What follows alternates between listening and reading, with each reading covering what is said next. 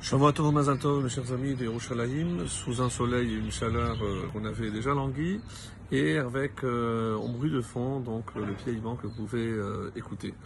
Alors, pour vous faire partager donc cette belle journée ici à Yerushalayim, Ila Kodesh, donc on va poursuivre avec Michelet, le chapitre 23, et on va voir maintenant dans les versets qui suivent comment l'intelligence d'un fils peut rendre fier et heureux son père. Est-ce que c'est simplement le père biologique ou c'est aussi le père qui est dans le ciel?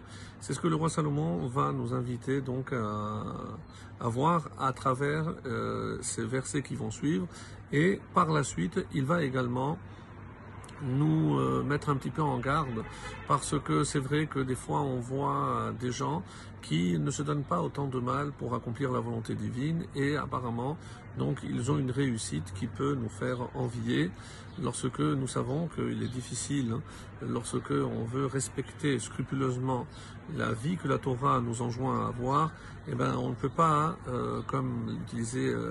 pour utiliser l'expression qui est dans le Talmud, on ne peut pas manger aux deux tables, à la table de ce monde et à la table du monde futur. Donc voilà un petit peu le programme de ce matin. Et je commence tout de suite avec le verset 15, toujours dans le chapitre 23, comme on l'a dit. Beni im chacham libecha yismach libi gamani. Mon fils, si ton cœur est sage, yismach libi, mon cœur à moi aussi, gamani, se réjouira.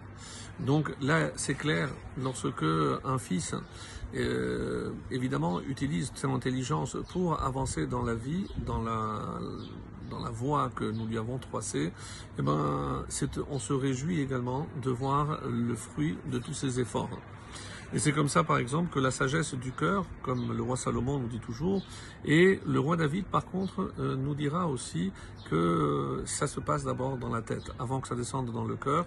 Et comment il commence justement son livre de Tehillim, les louanges, Ashrei Temi Medarer. Ashrei, le Chida nous dit que Ashrei, heureux. Heureux, qui peut être heureux? Ashrei, ce sont les mêmes lettres que Roshi, ma tête. Celui qui sait utiliser la tête et mettre la tête en avant, et pas simplement le cœur, c'est-à-dire l'impulsion, les sentiments, mais il sait objectivement ce que Hachem attend de lui, et le cœur suivra, comme son fils, le roi Salomon nous l'enseigne. Le verset 16, Vetaralos nachil yotai, et mes reins exulteront, donc se réjouiront de la halos. Bedaber sefate chamesharim, quand tes lèvres exprimeront la droiture. Donc ici, pourquoi le rein? Alors, d'après la majorité des chachamim, des commentateurs, qui nous disent que les reins sont le siège des pensées, des conseils. Metsudot de Tzion nous dit que Ya'alozu, c'est Ta'alozna, c'est la shon simcha, de se réjouir, de la joie. Pourquoi? Comme c'est marqué dans les Tehillim, Ya'alezu chassidim, que les pieux se réjouissent, exultent. Donc, d'après toujours le Metsudot Tzion, il dit que les reins, c'est Ta'avat hasimcha. C'est là où on désire la joie. C'est-à-dire que tout le monde cherche pas simplement le bonheur, mais à se réjouir. Et une des sources de cette réjouissance, c'est de voir précisément ses enfants réussir dans la voie spirituelle, Bedabel Sefate Chamesharim, mais aussi parce qu'ils suivent la voie droite que nous avons tracée. N'oublions pas que le mot Yisraël commence par Yachar, donc tout ce qui est droit, et celui qui suit ce chemin droit, eh ben, aboutira à la connaissance d'Hachem. Le verset Yudzaïn 17. Et là, on rentre dans un autre registre, c'est précisément, comme on le disait dans l'introduction, ne pas jalouser ceux qui apparemment réussissent, mais par des voies, on va dire, un peu tortueuses.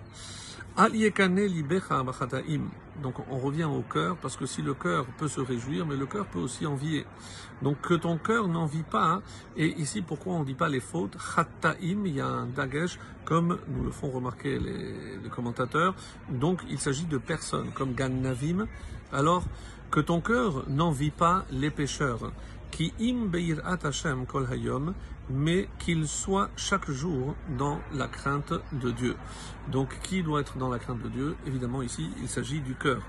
Donc, Yudzaïn jalouser leur réussite, comme le Gaon de Vilna nous le dit, c'est voir que eux, apparemment, ils réussissent dans ce monde.